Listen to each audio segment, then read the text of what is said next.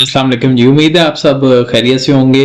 अभी अगर आप स्टॉक एक्सचेंज में इन्वेस्टेड हैं या आपने पिछले साल में भी शुरू किया तो आपको पता होगा कि एक कंपनी है दी ऑर्गेनिक मीट कंपनी लिमिटेड। इन्होंने चंद दफ़ा राइट शेयर्स इन्होंने इशू किए हैं और बहुत सारे जो न्यूबीज हैं जो कि स्टॉक एक्सचेंज में नए हैं उनकी ये सवालात होते हैं कि ये राइट शेयर क्या है, ये बोनस शेयर्स क्या होते हैं।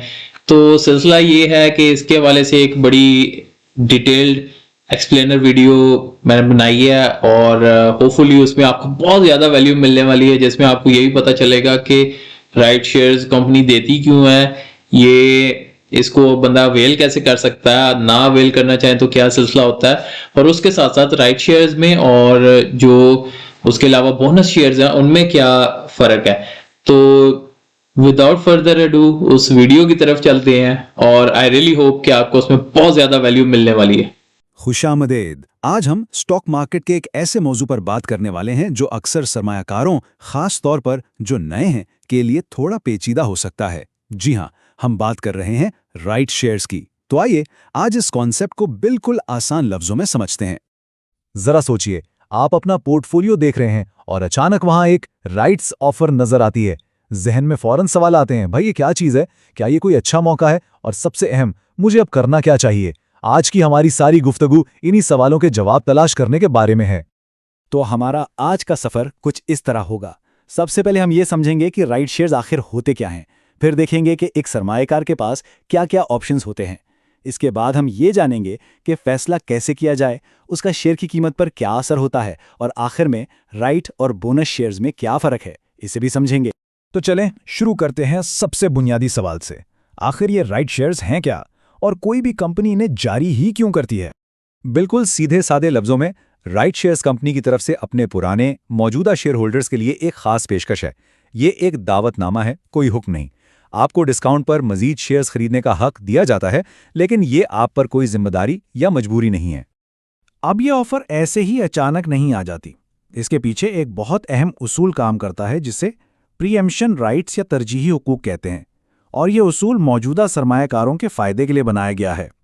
इस उसूल का मतलब यह है कि जब भी कोई कंपनी मार्केट में नए शेयर्स लाएगी तो पहला हक हमेशा उसके पुराने शेयर होल्डर्स का होगा। ऐसा इसलिए है ताकि कंपनी में उनकी मुल्कियत का जो फीसद है वो उनकी मर्जी के बगैर कम ना हो जाए। इसी चीज को डाइल्यूशन कहते हैं, जिससे बचने के लिए यह हक दिया जाता है।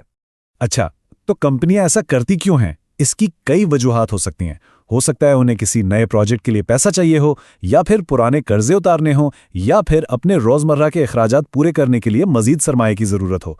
यह तरीका पब्लिक ऑफरिंग के मुकाबले में सस्ता और तेज भी होता है। ठीक है, तो अब ऑफर आ गई है। सवाल यह है कि इसके साथ क्या किया जा सकता है। एक सरमायाकार के पास आमतौर पर 3 रास्ते होते हैं। पहला ऑप्शन तो सीधा सादा है कि इस हक को इस्तेमाल करें और डिस्काउंट पर शेयर्स खरीद लें।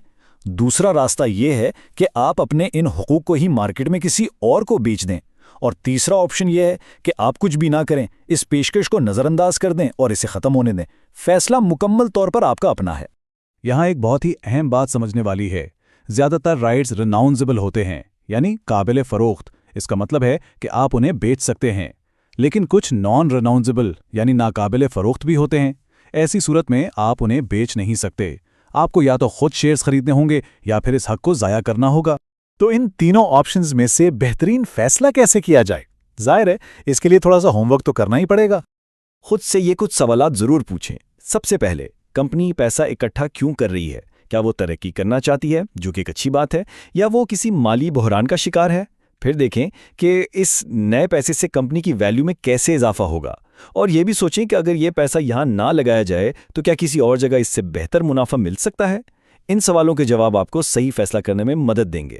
मुख्तसर बात यह है कि राइट शेयर्स खरीदने का सबसे बड़ा फायदा है रियायती कीमत और कंपनी में आपकी हिस्सेदारी का बढ़ जाना। दूसरी तरफ जो एक रिस्क है वो है स्टॉक डाइल्यूशन का, यानी मार्केट में कुल शेयर्स की तादाद बढ़ने से हर एक शेयर की कदर में थोड़ी कमी आ सकती है। चलें इस डाइल्यूशन के तस्वुर को थोड़ा और गहराई में समझते हैं और देखते हैं कि राइट्स इशू के बाद शेयर की असल कीमत पर क्या असर पड़ता है।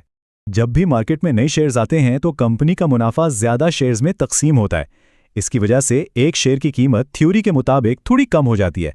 आइए इसे एक मिसाल से समझते हैं तो ये बात बिल्कुल साफ हो जाएगी।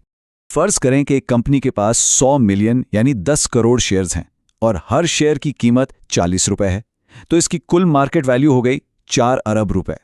अब कंपनी 1:1 राइट्स इशू का ऐलान करती है, मतलब हर पुराने शेयर के बदले एक नया शेयर 20 रुपए की रियायती कीमत पर मिलेगा। अगर तमाम शेयर होल्डर्स अपने हुकूक इस्तेमाल करते हैं तो कंपनी 2 अरब रुपए का नया सरमाया इकट्ठा कर लेगी। तो राइट्स इशू के बाद क्या होगा? कंपनी की कुल वैल्यू हो जाएगी 6 अरब रुपए, यानी 4 अरब पुराने और 2 अरब जो नए आए हैं, और मार्केट में कुल शेयर्स की तादाद हो जाएगी 200 मिलियन यानी 20 करोड़। तो नई नजरियाती कीमत क्या बनेगी?